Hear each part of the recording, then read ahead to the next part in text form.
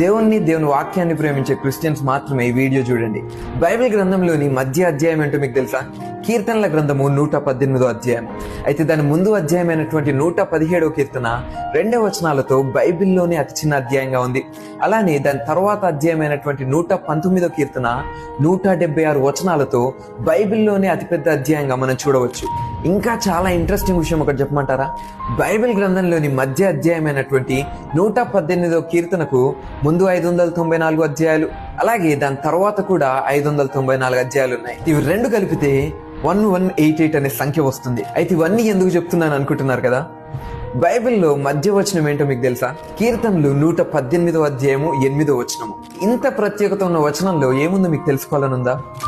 మనుష్యులను నమ్ముకొనుట కంటే యెహోవాను ఆశ్రయించుట మేలు. నిజమే కదా, దేవుణ్ణి ఆశ్రయించడం ఎంతో మేలు. ఎందుకంటే ఆయన నమ్మదగిన వాడు. మీ జీవితాల్లో కూడా దేవుడు ఆశ్రయంగా ఉంటే దేవుడే నా ఆశ్రయం అని కమెంట్ చేయండి.